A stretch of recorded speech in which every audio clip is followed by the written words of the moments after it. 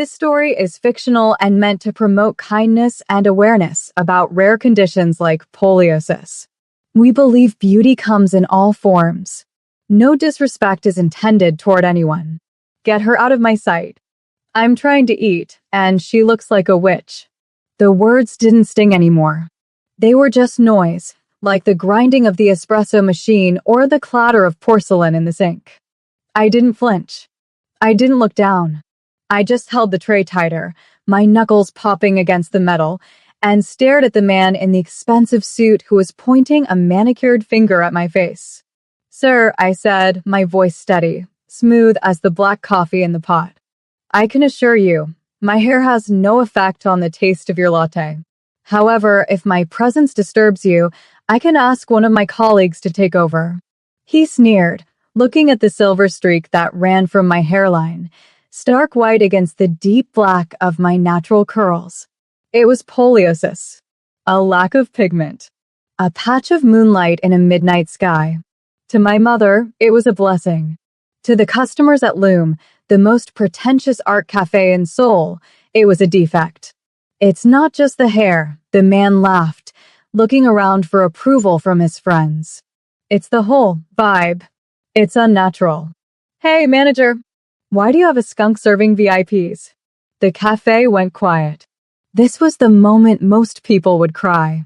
My manager, Mr. Choi, was already rushing over, his face red, looking ready to apologize to the customer and scream at me. But I just smiled. A cold, professional smile that didn't reach my eyes. "I'll send someone else, sir," I said, turning on my heel with military precision. I walked away with my back straight. My grandmother used to tell me, "Iris, never let them see you bleed.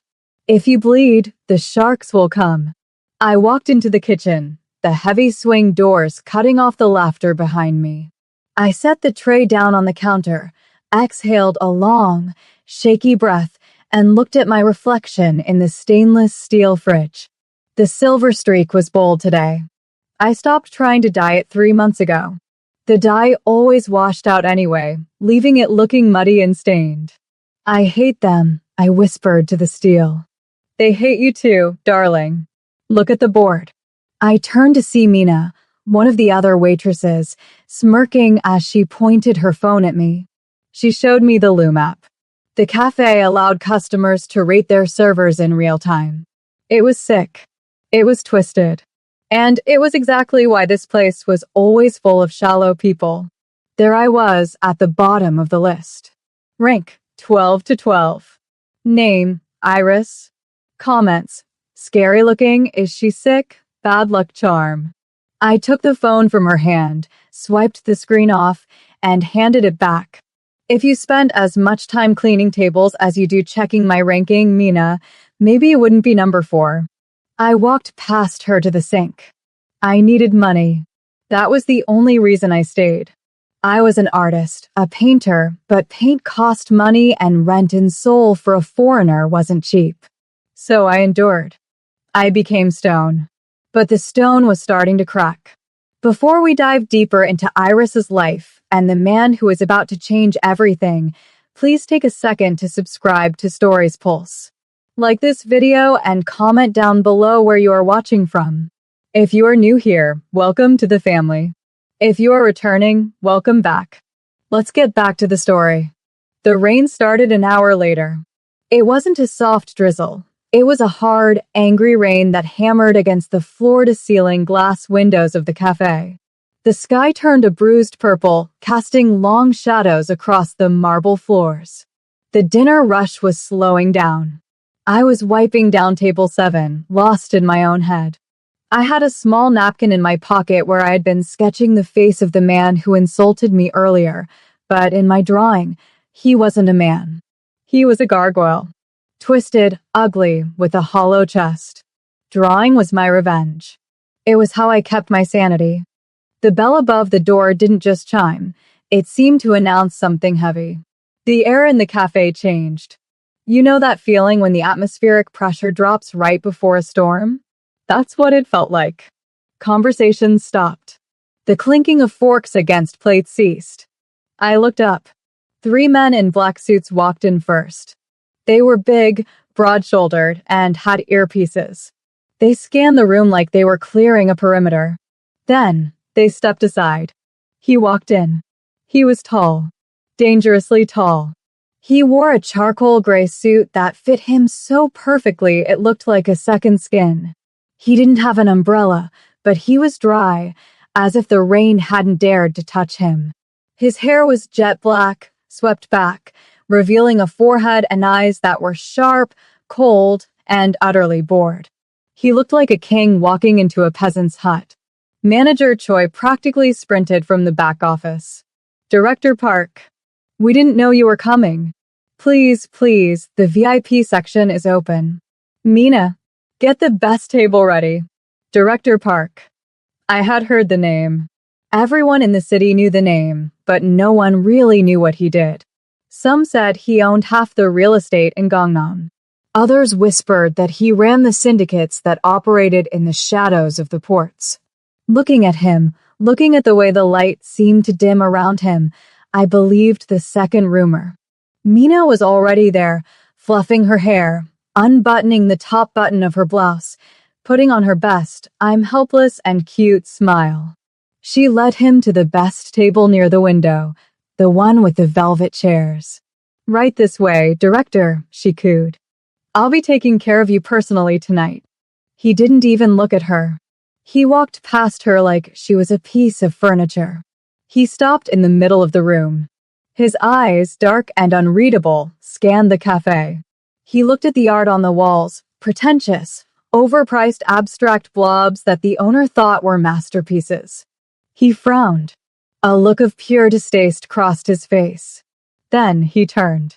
I was standing in the corner, holding my rag, trying to make myself invisible. I knew men like him. They wanted perfection. They wanted the Mina types. They didn't want the girl with the silver streak and the dark skin who looked like a bad luck charm. His eyes landed on me. My heart slammed against my ribs. "Don't look at the hair," I prayed. "Please, just look away." He didn't look away. His gaze locked onto me, heavy and physical. He tilted his head slightly to the side, his eyes narrowing. He wasn't looking at my uniform. He wasn't looking at my body. He was staring directly at the white streak in my hair. I braced myself for the smirk. I waited for the laugh. But he didn't laugh. He started walking. He walked right past the VIP table. He walked past Mina, who was left standing there with her menu open. He walked straight toward my section, the worst section, the one near the kitchen doors where the draft was cold. He sat down at table 4. My table.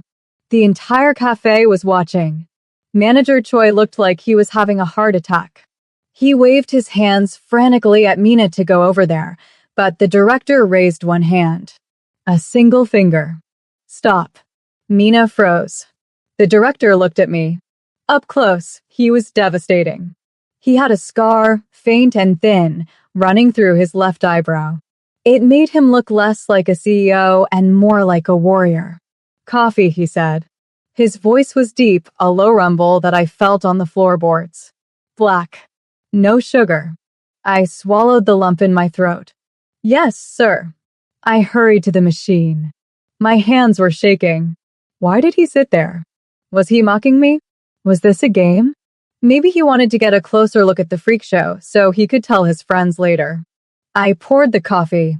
I checked the cup 3 times to make sure there were no spots. I placed it on a saucer. I walked back to him, conscious of every step.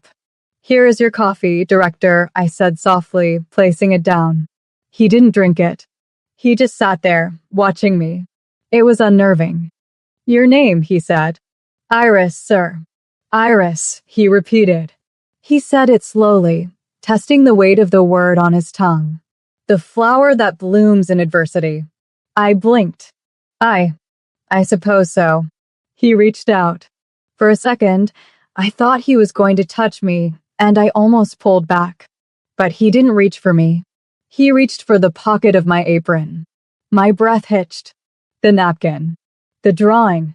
I had forgotten to hide it properly. The corner of the napkin was sticking out. He pulled it out gently with 2 fingers. No, please, it's nothing. It's just trash, I stammered, panic rising. If he saw the angry, twisted drawing of the customer, I would be fired. He unfolded the napkin on the table. He smoothed out the wrinkles. He looked at the sketch of the gargoyle man in the suit, the angry lines, the chaotic shading I had done with a cheap ballpoint pen. Silence stretched between us. It felt like an hour. You drew this? He asked, not looking up. I'm sorry, I said quickly. I was just frustrated. I'll throw it away. Please don't tell the manager. Why would I tell the manager? He finally looked up at me. His eyes were intense, burning with something I couldn't identify. This is the only honest thing in this entire building. I froze. What? The art on these walls, he gestured vaguely to the expensive paintings around us, is garbage. It has no soul. It's painted by people who want to be famous, not people who feel something. He tapped his finger on the napkin. But this is rage. This is true. He looked at me then, really looked at me. His gaze moved from my eyes up to my hair. He didn't squint. He didn't sneer. He looked at the silver streak with a kind of hunger. Not a sexual hunger, but the hunger of a collector who has found a rare diamond in a pile of coal. Why do you work here, Iris? I have bills to pay, sir. You are wasting your time. We don't all have the luxury of choice, director. The words slipped out before I could stop them. I bit my lip. I shouldn't have been so sassy. But the corner of his mouth twitched. Almost a smile. Choice, he murmured. A luxury indeed. Suddenly, Manager Choi appeared at the table, breathless and sweating. Director Park. I am so sorry. Is this girl bothering you? I can have her removed. Iris, get back to the kitchen. I told you not to disturb the VIPs. Manager Choi reached out to grab my arm, his fingers digging into my skin. Move, you stupid. Bam. Director Park's hand shot out and clamped around Manager Choi's wrist. He didn't even stand up. He just grabbed the manager's wrist and squeezed. The manager gasped, dropping my arm. Director. Choi squeaked, his face losing all color. Park Minjun's voice dropped an octave. It was quiet, deadly. Did I give you permission to touch her? I just thought, she has the condition. The hair, it's bad for the image. Park Minjun stood up then. Slowly. He towered over the manager. He released the man's wrist with a shove. Bad for the image? Minjun repeated. He turned to me. The whole restaurant was silent. You could hear a pin drop. He stepped closer to me. He was so close I could smell him, sandalwood, rain, and expensive tobacco. He raised his hand. This time, I didn't flinch. He tucked a loose curl of my black hair behind my ear, his fingers brushing against the silver streak. His skin was cold, his rings heavy. He didn't rush. He let his fingers linger on the white strand. You are blind, Minjun said to the manager, but he kept his eyes on me. You surround yourself with fake gold and plastic flowers, so you do not recognize a masterpiece when it is serving you coffee. My heart stopped. Masterpiece? He turned back to the terrified manager. She is serving me tonight. Only her. If anyone else approaches this table, I will buy this building and evict you by morning. Do you understand? Yes. Yes, director. Of course. The manager scrambled away like a kicked dog. Minjun sat back down. He picked up the napkin with my drawing and folded it neatly, putting it into the breast pocket of his suit, right over his heart. Now, Iris, he said, gesturing to the chair opposite him. Sit. The coffee is getting cold, and I hate drinking alone. I can't sit, sir. I'm on shift. I'm buying your shift, he said simply, pulling a black credit card from his pocket and placing it on the table. Sit. I sat. This was the beginning. I didn't know it then, but the moment my knees touched that chair, my old life was over. The waitress with the bad luck hair was gone. But I had no idea that by sitting down, I was standing up to a danger far greater than a rude manager. I was entering his world. And in his world, silver wasn't just a color. It was a target. Sitting across from Director Park Min-jun was like sitting across from a tiger that had decided, for no apparent reason, not to eat you yet. The cafe was buzzing with whispers, but at our table, the silence was heavy. He didn't touch his coffee. He just watched me. His eyes traced the line of my jaw, the curve of my neck, and kept returning to my hair. It wasn't the look of disgust I was used to. It was study. He was memorizing me. "You're uncomfortable," he stated. It wasn't a question. "I'm not used to sitting with customers, sir. Especially not men like you. Men like me." He leaned forward, resting his elbows on the table. The expensive fabric of his suit made a soft, rustling sound. "And what kind of man am I, Iris?" I hesitated. My grandmother taught me to be honest, but my survival instinct told me to lie. Looking at the scar through his eyebrow, at the dark, intelligent eyes that seemed to see right through my uniform, I knew lying would be an insult. "Dangerous," I whispered. "You are a dangerous man, Director." For the first time, a genuine smile touched his lips. It didn't reach his eyes, but it softened the sharp angles of his face. "Perceptive. Most people just see the money. You see the teeth." He reached into his jacket and pulled out a sleek, black card. He slid it across the marble table. It wasn't a business card. It was an invitation. Tomorrow night, the Golden Soul Gala. Are you familiar with it? I nodded. Everyone knows it. It's where the richest people in Korea go to pretend they like art. He chuckled, a low, dark sound. Exactly. I need a perspective there. Someone who can tell the difference between a masterpiece and a forgery. I'm a waitress, Director, not an art critic. You're an artist, he corrected firmly. He tapped his chest pocket where he had put my napkin sketch. And you have eyes that see the truth. Manager Choi will assign you to the catering team for the event. I have already arranged it. You arranged for me to work? I was confused. Usually, rich men asked girls to accompany them, not serve them. "I want you in the room," he said, his voice dropping to a whisper that made the hair on my arms stand up. "But I cannot bring you as my guest yet. It would put a target on your back before I am ready to shield you. So, you will work. But you will be watching. And I will be watching you." He stood up abruptly. The air in the room seemed to rush back in as his presence lifted. He looked down at me one last time. "Do not dye your hair for tomorrow, Iris. If I see even a drop of black dye covering that silver, I will be very disappointed. It insults the canvas." And then he was gone. The next 24 hours were a blur of anxiety. Manager Choi was furious, but he was too terrified of Director Park to disobey. He barked orders at me, tossing a catering uniform at my chest. "You're lucky, Choi spat. I don't know what game the director is playing, but don't think you're special. You're just a novelty to him. A weird pet. Keep your head down, serve the champagne, and stay out of the photos. We don't need your condition, ruining the event's aesthetic." I didn't argue. I took the uniform. It was a simple black dress, high-collared, designed to make the staff invisible. But nothing could make me invisible.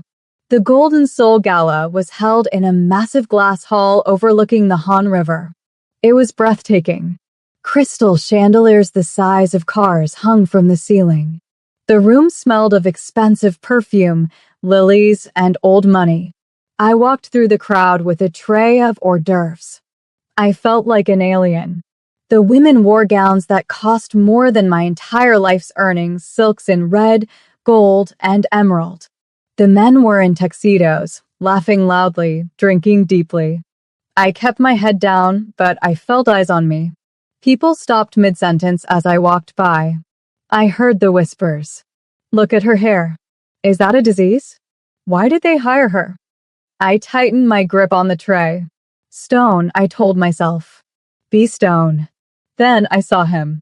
Director Park Min-jun was standing on the balcony level, looking down at the crowd like a king surveying his subjects. He was wearing a tuxedo that fit him so sharply it looked like a weapon. He held a glass of whiskey, but he wasn't drinking. He was looking for someone. His eyes swept the room, bored and cold, until they locked onto me. Even from that distance, I felt the impact. He didn't wave. He didn't smile. He just held my gaze across the sea of glittering, fake people. He raised his glass slightly, an imperceptible toast. My heart hammered a frantic rhythm against my ribs. He saw me. In a room full of supermodels and heiresses, the dangerous king of soul was looking at the waitress with the white streak. But someone else saw him looking at me. Hannah. She was the daughter of a tech mogul, known in the tabloids as Korea's princess. She was beautiful, yes, but in a plastic, manufactured way. She was wearing a sparkling silver dress that was clearly meant to be the center of attention. She followed Minjun's gaze. She saw me. Her eyes narrowed. She whispered something to her two friends, girls who looked like clones of her, and they giggled. They started moving toward me, like sharks smelling blood in the water. I tried to turn away. I tried to head toward the kitchen. I wanted no trouble. Excuse me. Hannah's voice was high and sharp. I froze. I turned around slowly. Yes, miss? Would you like a canapé? Hannah didn't look at the food. She looked at my hair with a face full of exaggerated disgust. She stepped uncomfortably close, invading my personal space. I was wondering, she said, loud enough for the nearby circle of people to hear. Is it true that the catering company is hiring from the circus now? Or is it a Halloween theme? The group around her laughed. It was a cruel, jagged sound. I am just doing my job, miss, I said quietly. Well, you're doing a bad job, she sneered. You're distracting the guests. It's unsightly. My father paid a lot of money for this table, and I don't want to look at a skunk while I eat. I felt the heat rise in my cheeks. Don't cry. Do not give her the satisfaction. I apologize if my appearance offends you, I said, trying to step back. I will move to the other side of the room. No, she said, stepping forward again. She held a glass of red wine in her hand. Her eyes glittered with malice. I think you should just leave. Here. She reached into her clutch and pulled out a few bills. She crumbled them up and threw them at my chest. They fluttered to the floor like trash. Take it. Go buy a wig. Or some dye. Fix yourself. The humiliation was a physical blow. The music seemed to stop. People were staring. Some looked uncomfortable, but no one said anything. They were all afraid of her father. They were all part of the same cruel club. I looked at the money on the floor. I looked at her. My hair is not a costume, I said, my voice shaking but audible. And my dignity is not for sale. Hannah's face twisted. She wasn't used to servants talking back. Oops, she said. She tilted her hand. The glass of dark red wine tipped forward. It happened in slow motion. The wine splashed onto my white apron. It splashed onto my neck. And it splashed onto the silver streak in my hair, staining the white purity with a blood-red blotch. The crowd gasped. Oh no, Hannah laughed, covering her mouth with a fake shock. Now you really look like a mess. You should definitely go now. I stood there, the cold wine dripping down my skin, the sticky feeling in my hair. I felt small. I felt dirty. I wanted to disappear. I wanted the floor to open up and swallow me whole. I turned to run. I couldn't let them see me cry. But before I could take a step, a shadow fell over us. The air temperature seemed to drop 10 degrees. The chatter in the room died instantly. Who? A voice thundered from behind me, low and terrifying, spilled wine on my curator. I turned. Director Park was there. He wasn't on the balcony anymore. He was standing right behind me, and he looked like he was ready to burn the entire building down. The silence that followed was absolute. It wasn't just quiet, it was the kind of silence that happens right before a predator strikes. The clinking of glasses, the murmur of gossip, the soft jazz music, it all vanished. Director Park stood less than a foot behind me. I could feel the heat radiating off his body. He wasn't looking at me, though. He was looking at Hannah. His gaze was so intense, so full of icy rage, that I saw Hannah physically shrink back. Her confident smirk faltered, replaced by the trembling realization that she had just made a very, very big mistake. Director Park, Hannah stammered, her voice suddenly small. I didn't know. I mean, she's just a waitress. Look at her, She is what? Minjun cut her off. His voice wasn't loud, but it carried across the room like a crack of thunder. He took a slow step forward, placing himself between me and Hannah. He was a wall of black silk and fury. She is ruining the photo, Hannah whispered weakly, glancing at her friends for support, but they had already backed away, abandoning her. Minjun laughed. It was a dry, humorless sound. Ruining the photo? He looked around the room, his eyes sweeping over the crowd of elites. You are all wearing gold, diamonds, silk.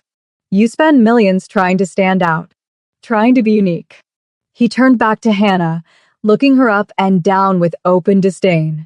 And yet, you all look exactly the same. He turned to me. For the first time since he appeared, his face softened. The rage evaporated from his eyes, replaced by that same intense curiosity, that hunger I had seen in the cafe. He ignored the red wine dripping from my apron. He ignored the whispers of the crowd. He reached into his breast pocket and pulled out a pristine white handkerchief. Do not move, he commanded softly. He raised his hand to my face. I stopped breathing. The entire room watched, mesmerized. The ruthless Director Park, the man who was rumored to have broken a rival's fingers for touching his car, was now gently, almost reverently, wiping a smudge of wine from my cheek. Then he did something that made the whole room gasp. He reached for my hair. He took the wine-stained lock of my silver streak between his fingers. He didn't look disgusted. He looked like he was handling a damaged Da Vinci painting. Gold and diamonds are common, he said, his voice ringing out clearly now, addressing the entire room. I can buy them anywhere. I can buy this entire building. I can buy your company. He looked into my eyes, and for a moment, it felt like we were the only two people in the universe. But silver running through the darkness? He brushed the wet hair away from my face, his knuckles grazing my skin, sending a jolt of electricity down my spine. That is rare. That is nature refusing to conform. That is a masterpiece. He turned back to Hannah. And you, little girl, just threw cheap wine on a masterpiece. Hannah was pale. I'm sorry, Director. I can pay for the cleaning. You cannot afford her, Minjun said coldly. He turned to me and held out his arm. It was a gesture from another century, formal, protective, undeniable. Iris, he said, you're done serving these people. Take off the apron. Sir, I whispered, my hands trembling. Take it off. You are not a servant. Not anymore. Tonight, you are with me. I hesitated. My brain was screaming that this was insane, that I would be fired, that this was a dream. But looking at his face, I saw a promise. A promise that if I took his arm, no one would ever dare to laugh at me again. I untied the apron. I let it fall to the floor, right onto the crumpled money Hannah had thrown at me. I stood there in my simple black dress, the wine stains still visible on my collar, my silver streak damp and messy. I felt exposed. But then I felt his hand wrap around my arm, warm and solid. Walk with me, he whispered. Head high.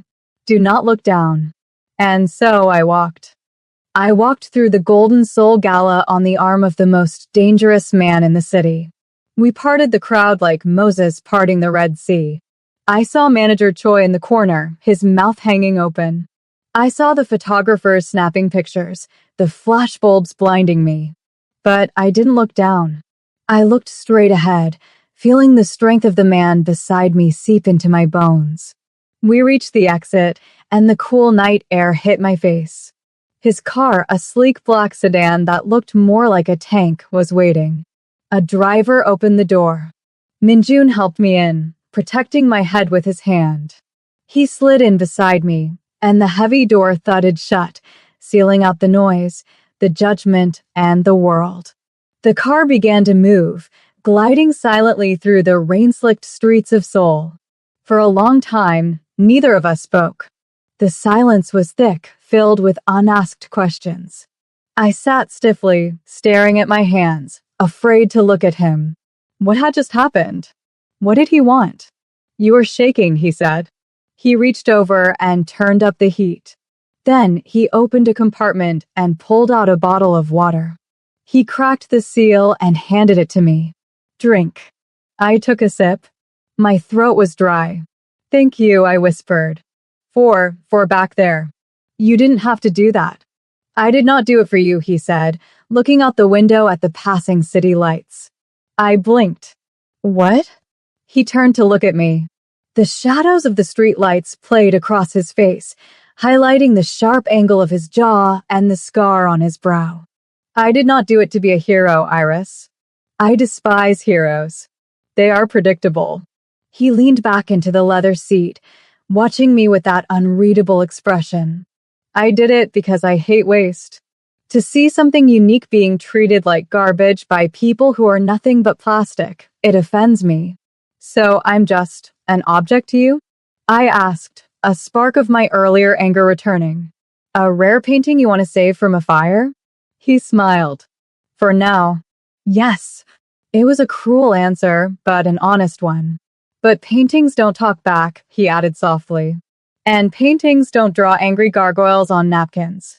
The car turned onto a private road that wound up a hill. We were heading toward the mountains, away from the city center. Where are we going?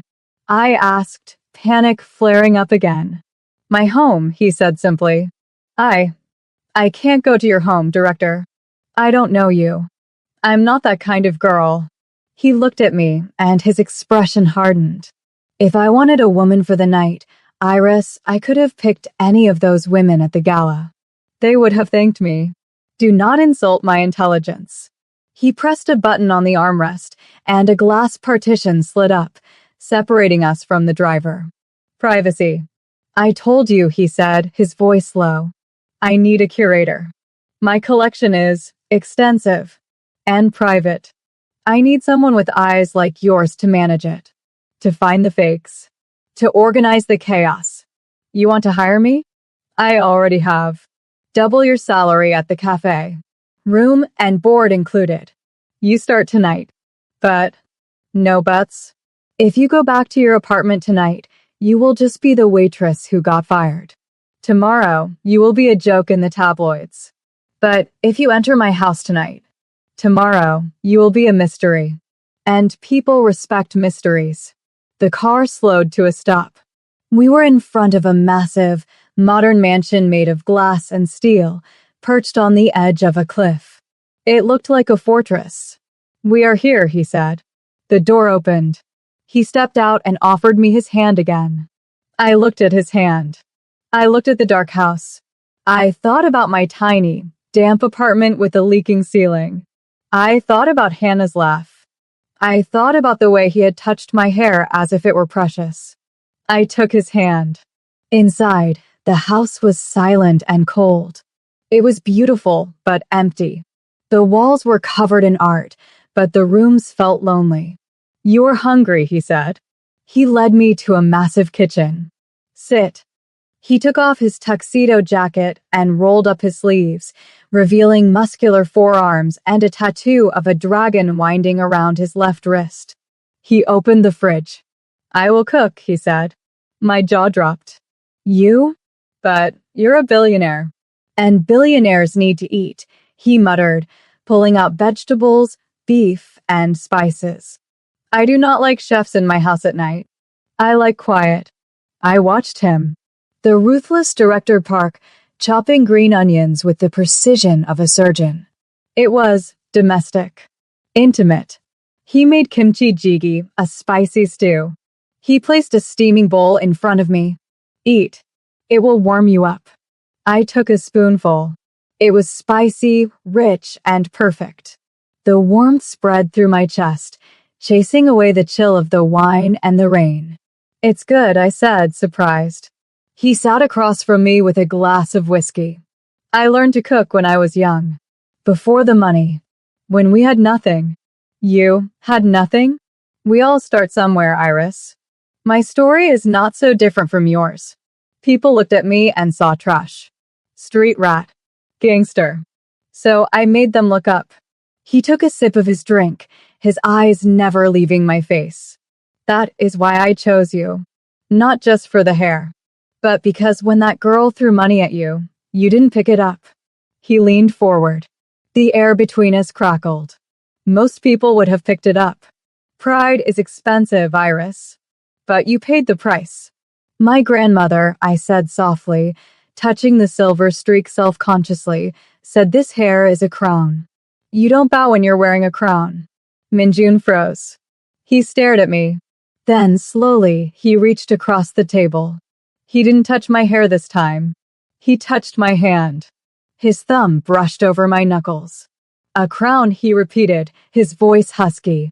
Yes, it is. The moment was shattered by the sound of his phone vibrating on the counter. It wasn't a normal ringtone. It was a sharp, urgent buzz. He glanced at the screen, and his face changed instantly. The warmth vanished. The mask slammed back down. The eyes went cold. He stood up. Finish your meal, he said, his voice clipped. There is a guest room down the hall, second door on the left. Lock the door. Do not open it for anyone but me. What's wrong? I stood up too. Business, he said. The kind that stains. He walked to the door, grabbing his jacket. He paused, his hand on the handle. He didn't look back. Iris? Yes. Welcome home. Then he walked out into the night, leaving me alone in the glass castle, with the taste of his stew on my tongue and the ghost of his touch on my hand. I didn't know it then, but the phone call was from Dragonjung. The war had started. And by bringing me here, Minjun hadn't just saved me. He had placed me right in the center of the battlefield. Before we continue to the next part of the story, remember to subscribe to Stories Pulse and hit that like button if you are enjoying this intense romance. Tell me in the comments, what would you have done if you were Iris? Would you have gotten in the car? Let me know. The guest room was bigger than my entire apartment. The walls were glass, overlooking the glittering lights of Seoul, but blackout curtains offered privacy at the touch of a button. The bed was covered in silk sheets that felt like cool water against my skin. I locked the door, just as Minjun had ordered.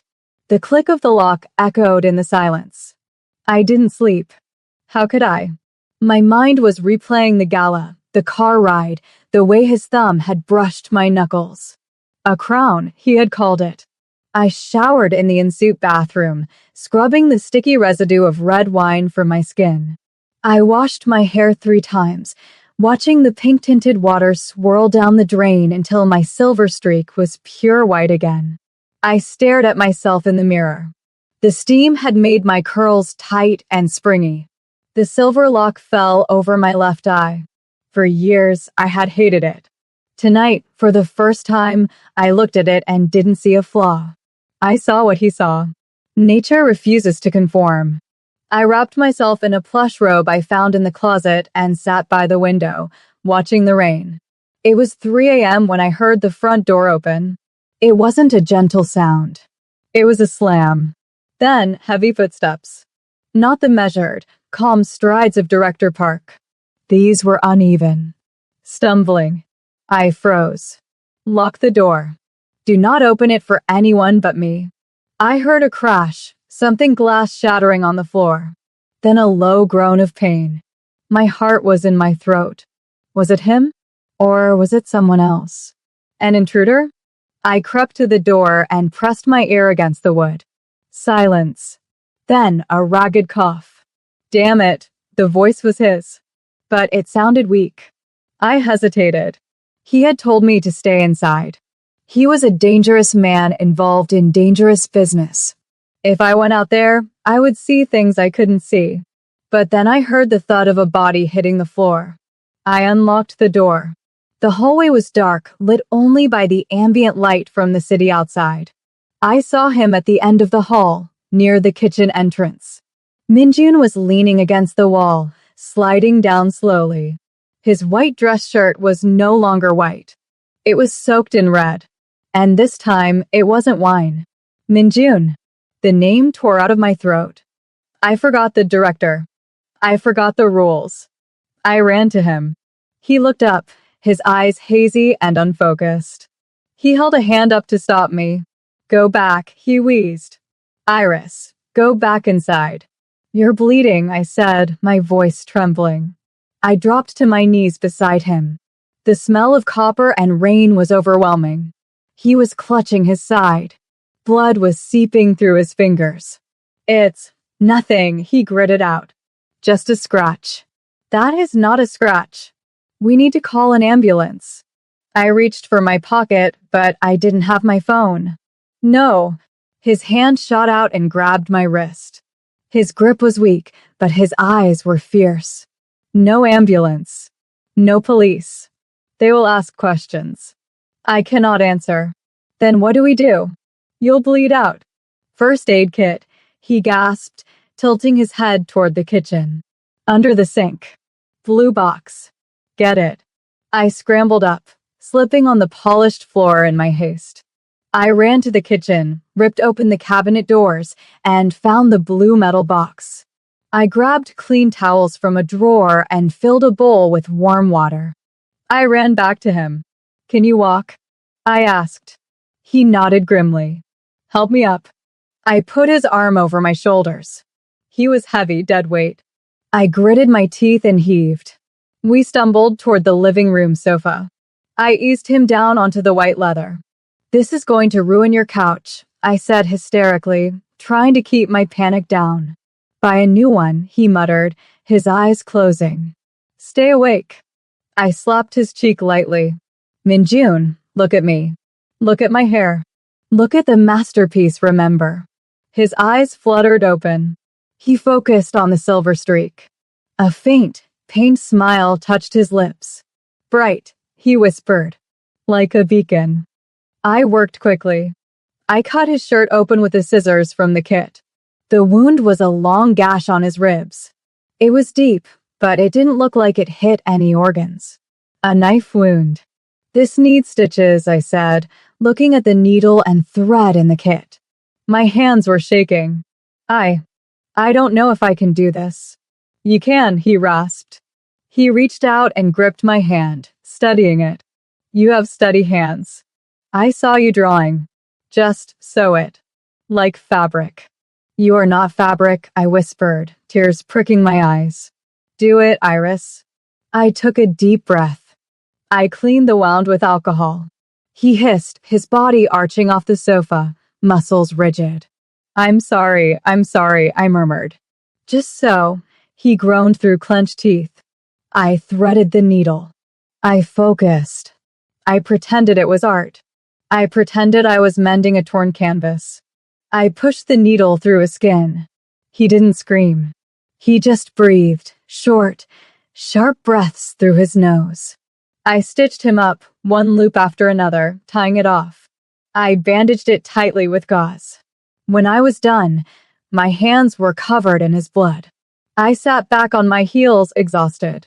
He was pale, sweating, but breathing easier. He looked at me. You missed your calling, he said weakly. Should have been a surgeon. I'm a waitress, I said, wiping my tears with my sleeve. And apparently, a Mafia nurse now. He chuckled, then winced. I am not Mafia. You came home stabbed at 3 a.m. If you're an accountant, you have very aggressive clients. He looked at the ceiling. It was a warning.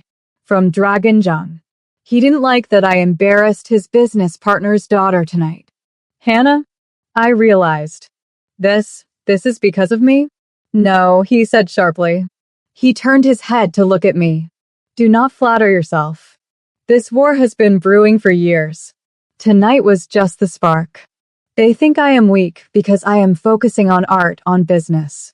They think I have gone soft. He tried to sit up. I pushed him back down gently. Stay down.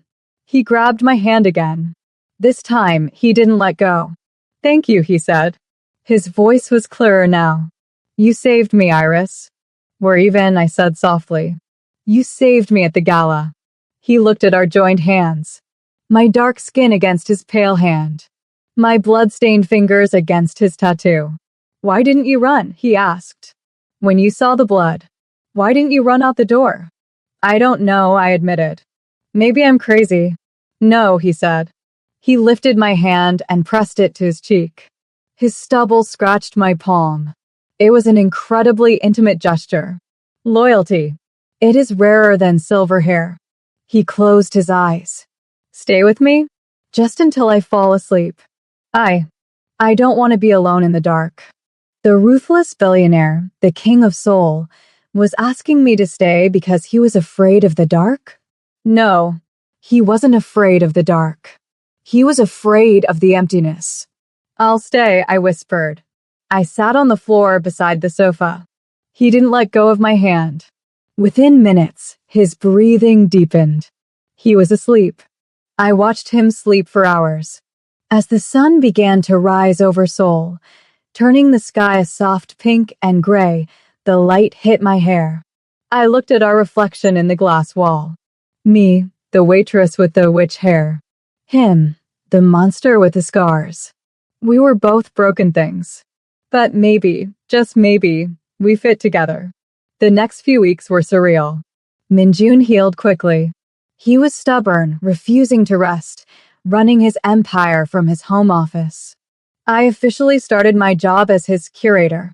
It turned out he wasn't lying. He really did have a massive collection of art, hidden in a vault beneath the house. And it was a mess. Paintings worth millions were stacked against walls. Ancient pottery was sitting in cardboard boxes. It's chaos, I told him on my third day, standing in the middle of the vault. It is why I hired you, he said, leaning against the doorframe. He was wearing a soft sweater, looking less like a killer and more like a scholar. Fix it. Make it make sense. So I did. I cataloged. I organized. I created a digital database. But my job wasn't just about art. We ate dinner together every night.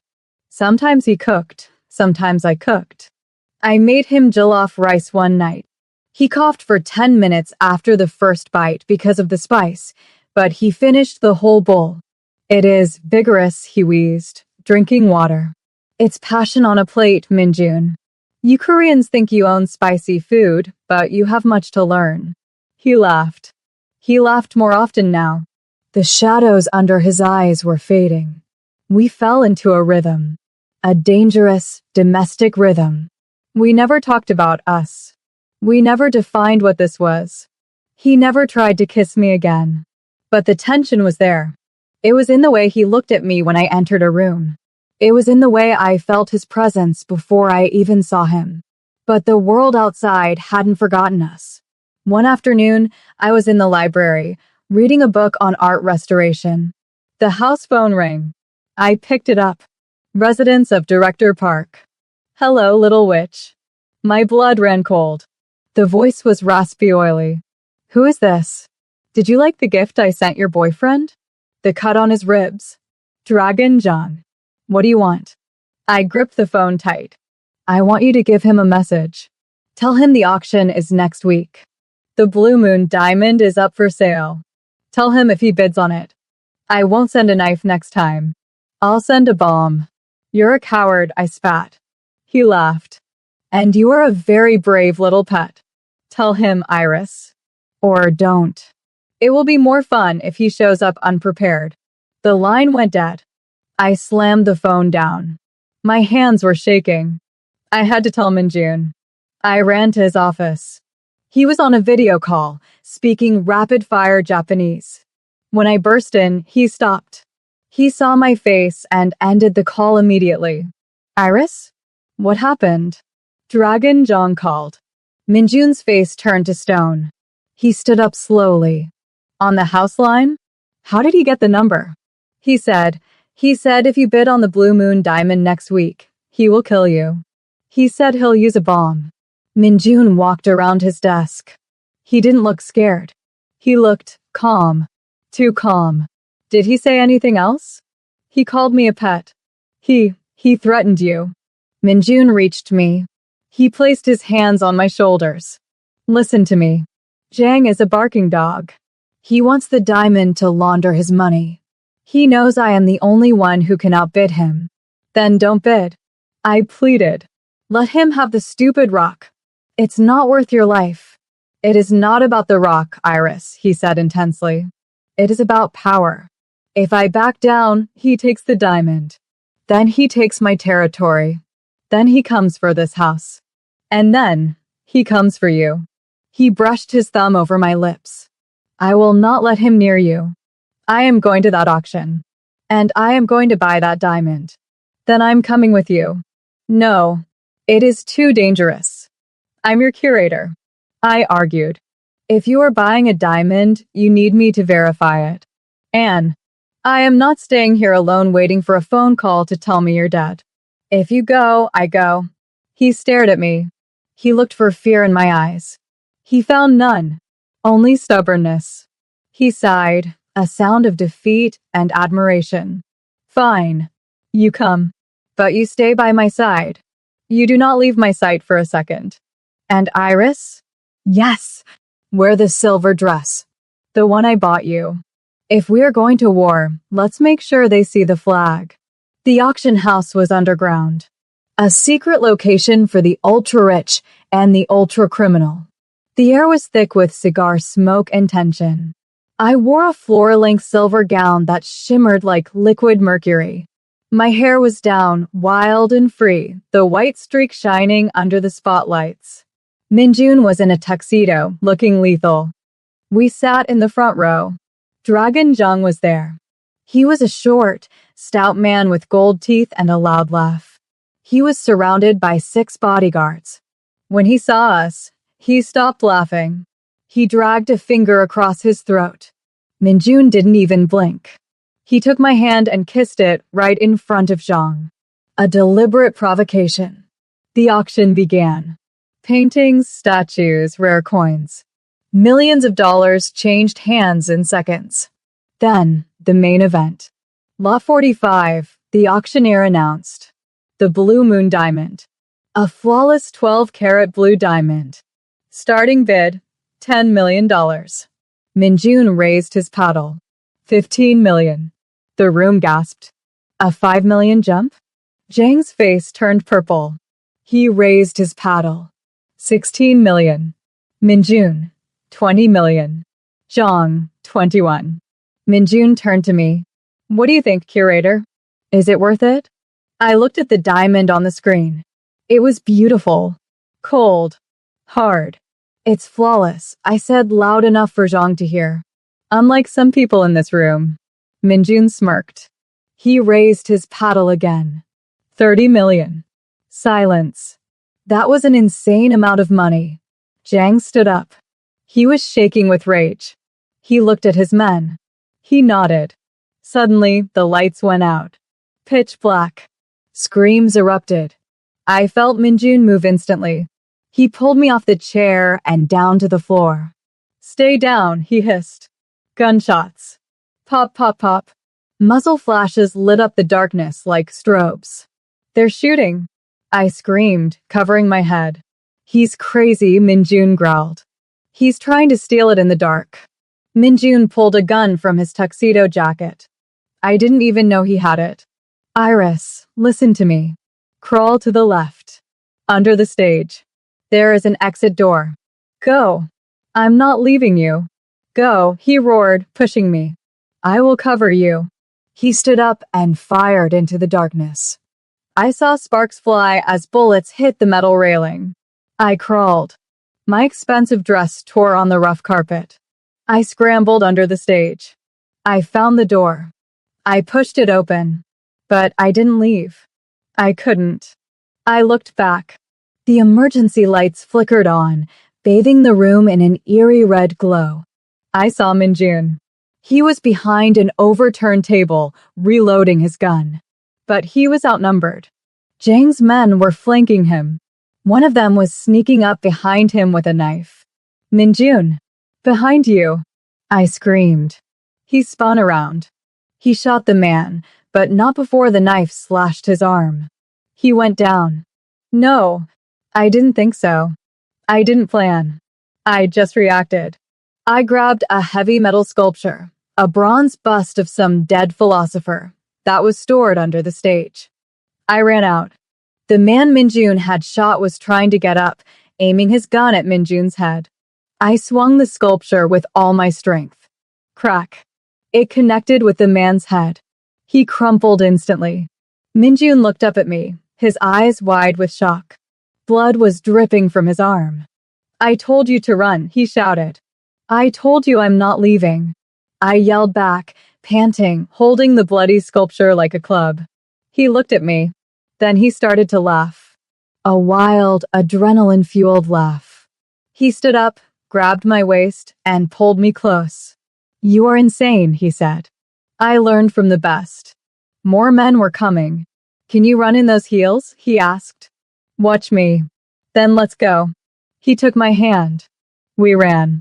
We ran through the chaos, through the red light, through the smoke. We burst out of the back exit into the alleyway where his car was waiting. We dove into the back seat just as the car screeched away. We were safe. We sat there, panting, covered in dust and sweat. My silver dress was ruined. His tuxedo was torn. We looked at each other. And then he kissed me. It wasn't gentle like the first time. It was fierce. It was desperate. It was the kiss of two people who had just cheated death. His hands tangled in my hair, gripping the silver streak like a lifeline. Iris, he murmured against my lips. My brave, crazy Iris. Don't you ever tell me to leave you again, I whispered back. Never, he promised. You're stuck with me now. But as we kissed, I saw something out the rear window. A black motorcycle was following us. The rider had a dragon emblem on his jacket. Minjun, I said, pulling away. We have company.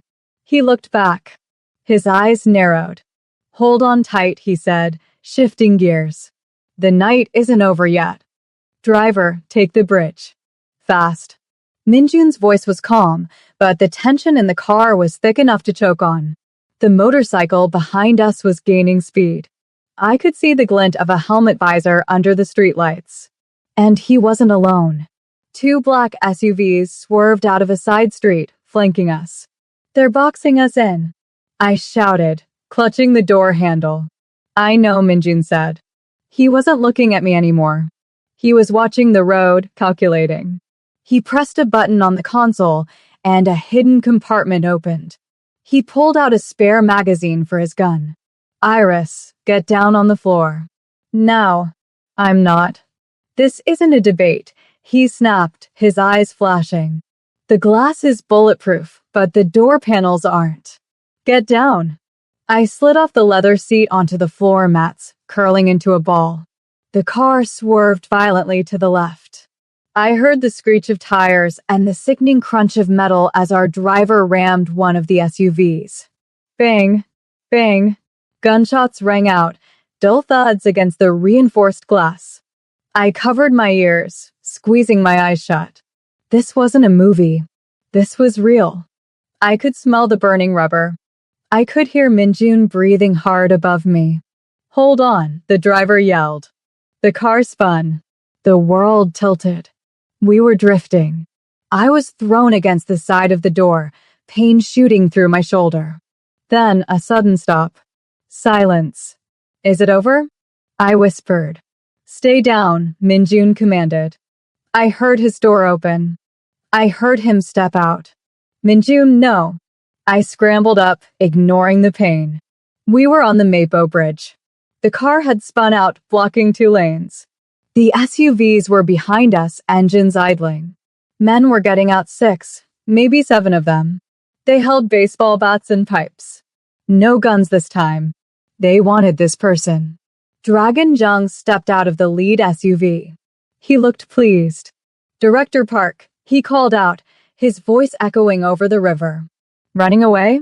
That's not like you.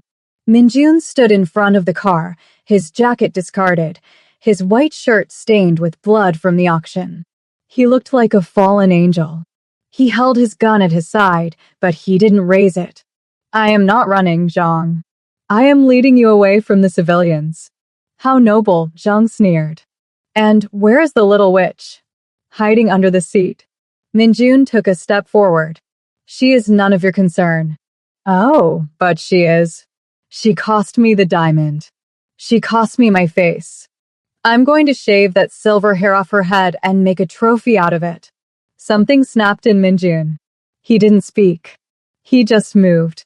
He raised his gun and fired not at Zhang, but at the front tire of Zhang's SUV. The tire exploded. The sudden noise made the thugs flinch. In that split second of distraction, Minjun charged. It was a blur. He was outnumbered 7-1, but he fought like a demon. He disarmed the first man, using the bat to block a pipe swing from the second. He moved with brutal efficiency. Crack of bone. Thud of bodies hitting the asphalt. But there were too many of them. One of the men circled behind him. He had a knife. Minjun. I screamed. I opened the car door. I didn't have a weapon, but I saw the road flare kit in the side pocket of the door. I grabbed a flare. I ripped the cap off and struck it. Bright red fire erupted with a hiss. Hey! I yelled, waving the burning flare. Get away from him. The men paused, blinded by the sudden red light. It was a demonic sight, a woman in a torn silver dress, hair wild with a white streak, holding fire in the middle of a bridge. Minjun used the distraction. He spun, kicking the knife man in the chest, sending him flying.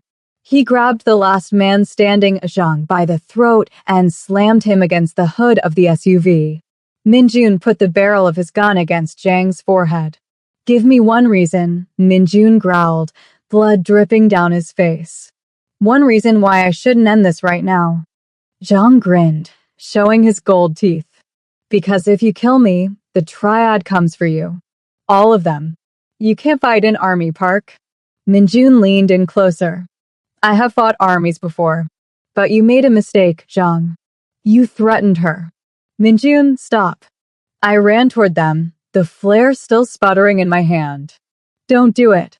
Don't kill him. Minjun looked at me.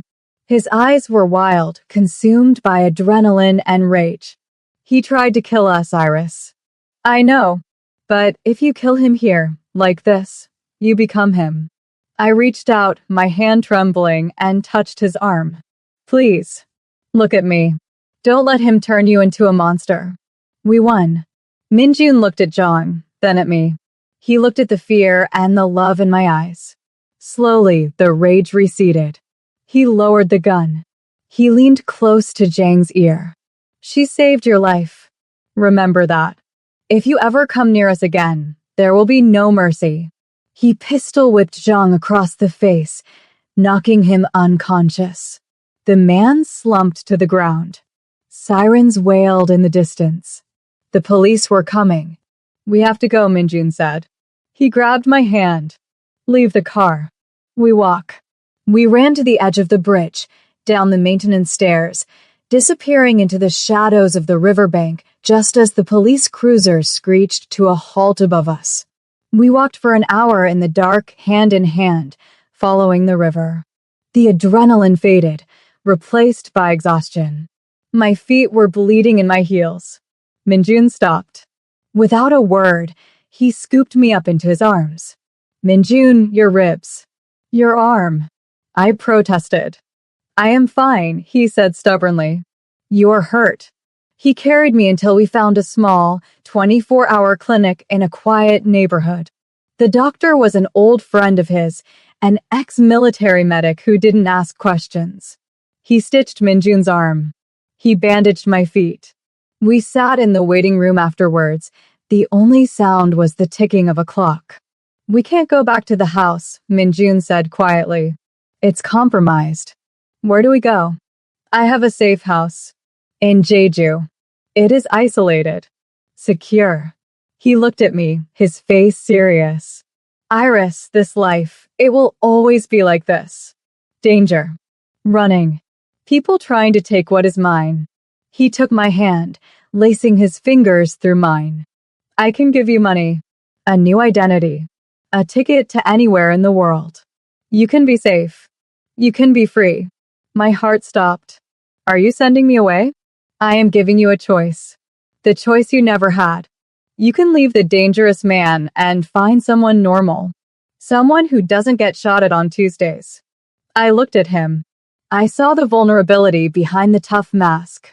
He was terrified I would say yes. He was terrified I would leave. I reached up and touched the scar on his eyebrow. I told you, I whispered. I don't want normal. Normal people called me a freak. Normal people threw wine on me. You called me a masterpiece. I leaned in and kissed him softly. I choose the danger. As long as it's with you. He let out a breath he seemed to have been holding for a lifetime. He pulled me into his chest, burying his face in my neck. Then let's go to Jeju, he murmured. 1 year later. The gallery opening was the event of the year. The Silver and Shadow Gallery was the talk of Seoul. It wasn't in Gangnam. It was in a renovated warehouse in the arts district. I stood in the center of the room, holding a glass of champagne. This time, I wasn't serving it. I was drinking it. I wore a white suit, sharp and tailored. My hair was loose, huge, and glorious, the silver streak shining brighter than any diamond in the room. Mrs. Park, a reporter, called out, "Can you tell us about the centerpiece of the exhibit?" I smiled. It's called Resilience. I pointed to the main wall. It was a massive painting. It was abstract, a chaotic storm of dark gray and black strokes, violent and messy. But cutting through the center was a single, perfect line of real silver leaf. It was beautiful. It was us. Minjun walked up behind me. He wrapped his arm around my waist. He looked healthy, happy. The darkness was gone from his eyes. They love it, he whispered in my ear. Of course they do. I curated it, I teased. He laughed. He kissed my temple, right on the silver streak. Director Park, the reporter shouted again. Is it true you retired from the shipping business to run this gallery with your wife? Minjun smiled. A real smile. Let's just say, he said, looking at me with absolute adoration, I found something more valuable to protect. He turned to me, ignoring the cameras. Ready to go home, curator? Ready, boss. We walked out of the gallery together, into the warm Seoul night. The flashing lights of the cameras faded behind us. We didn't need the spotlight. We had our own light. Silver in the darkness. Thank you for watching this story on Stories Pulse. Love is not about finding someone perfect. It's about finding someone who loves your imperfections. If you enjoyed Iris and Minjun's journey, please hit that like button and subscribe for more. And tell me in the comments what makes you unique. See you in the next video.